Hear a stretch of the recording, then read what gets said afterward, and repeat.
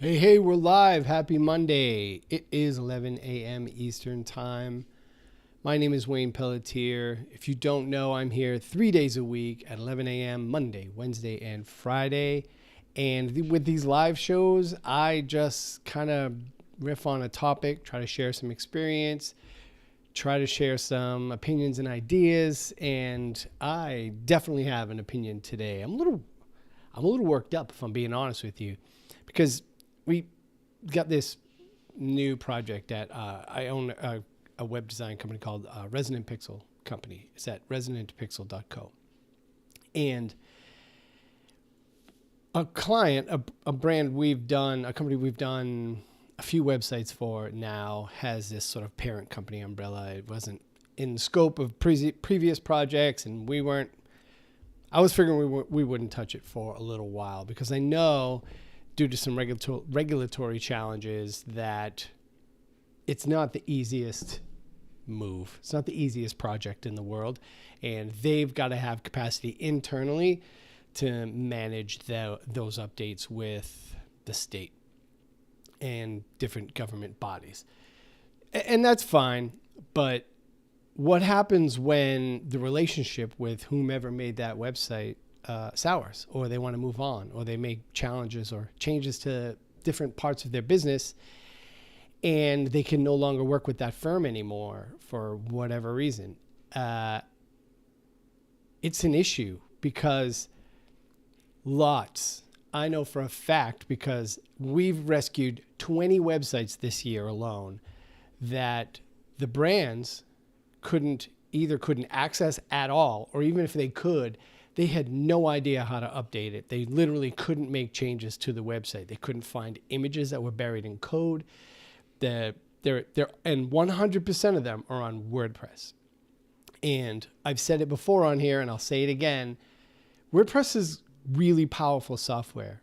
It's great software, but it doesn't work out of the box. It's like Virgin software that requires a ton of work to make it so that on delivery, a brand can maintain and own that relationship. So it winds up being hostageware.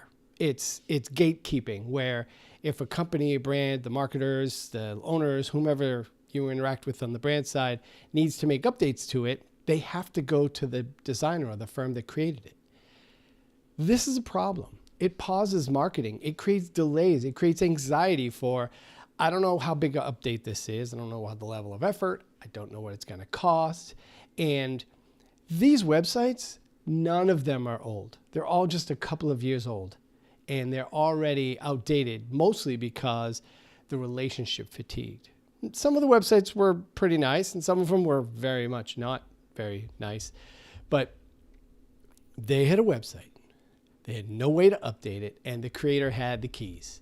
So this isn't just bad business by my web design industry, in which I've been participating for nearly 30 years now.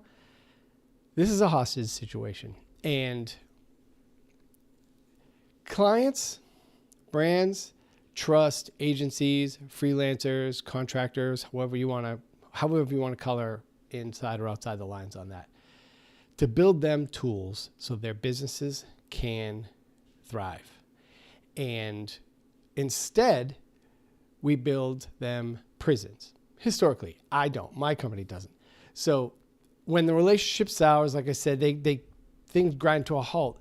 And unfortunately, like I said, this isn't rare. Look, they were upset. They were in a tough spot. All we had was FTP access. We were able to migrate the site, but FTP access is based on a backup. It couldn't be migrated from the server. It was from a backup.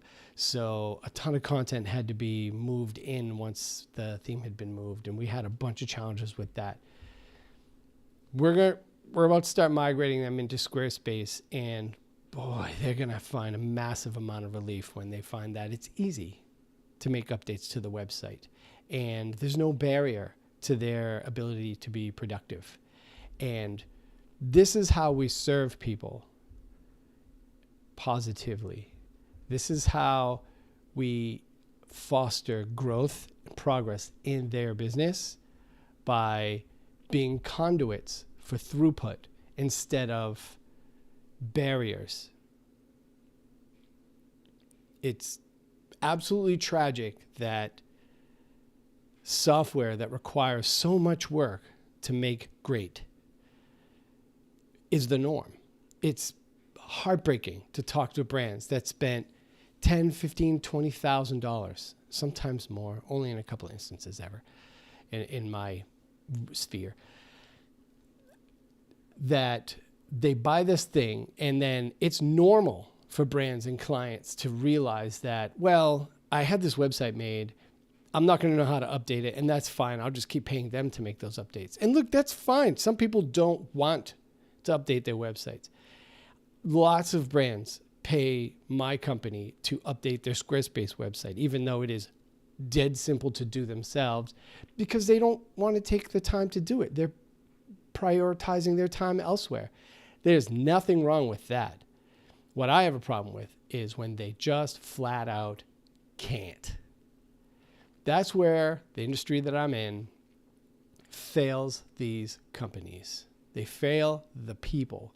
And I'm just getting, I know this turned into a bit of a rant. That wasn't where I was going, but I'm kind of tired of it. I'm kind of fed up with it. I think culturally, we need a world in where we do better by default.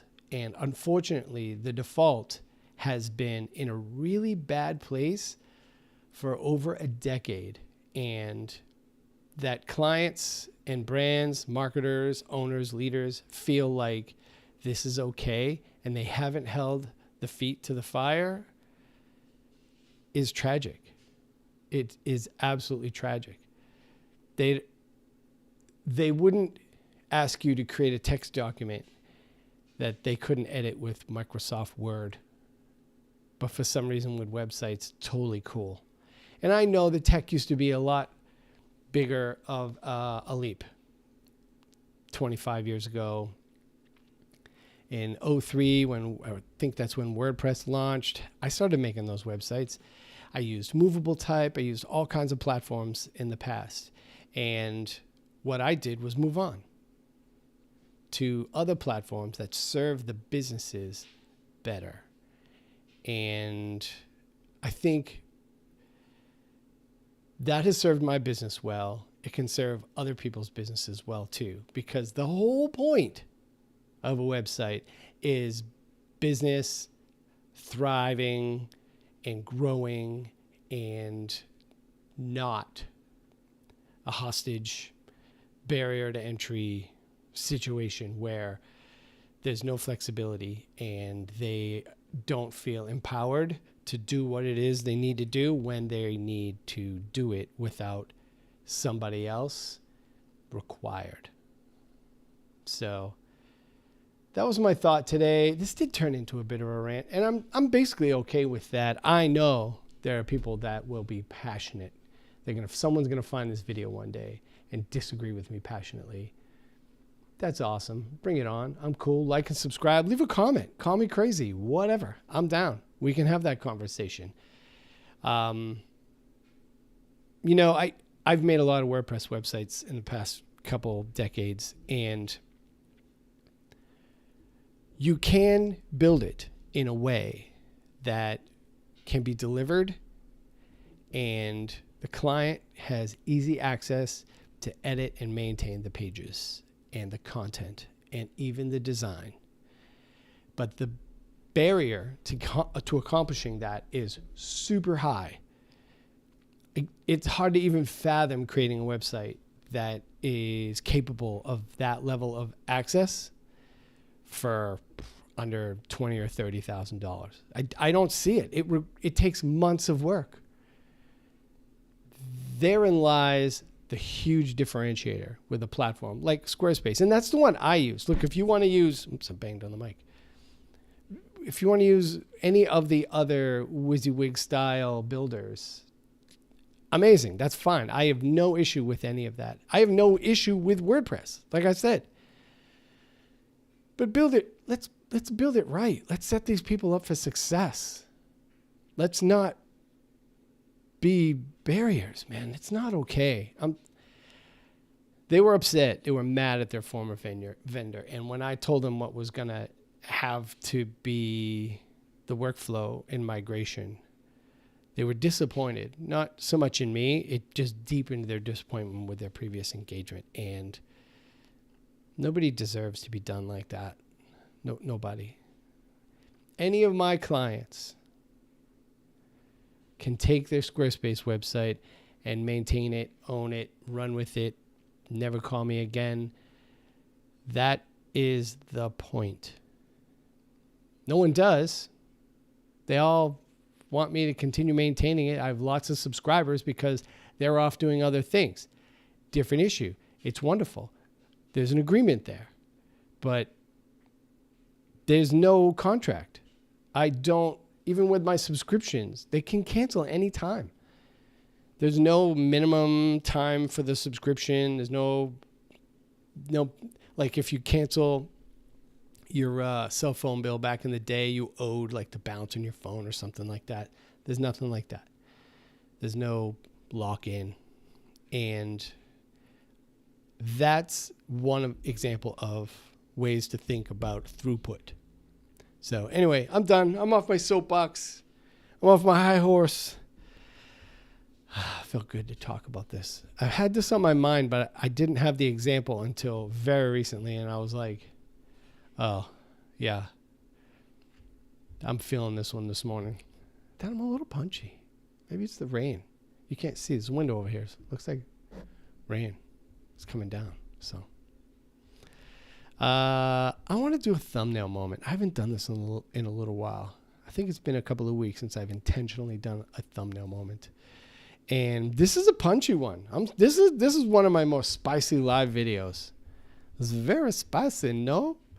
And I think the title needs to be some sort of some kind of thing like, if you can't update your website, you don't own it, or your web designer has done you wrong. I don't know, something super dramatic. But maybe the industry needs to stop doing this. But that seems too vague. But anyway, thanks for watching, man. I can't believe you sat through me just going random here in the last 2 minutes. You're crazy. You're crazy, man. You're crazy. All right.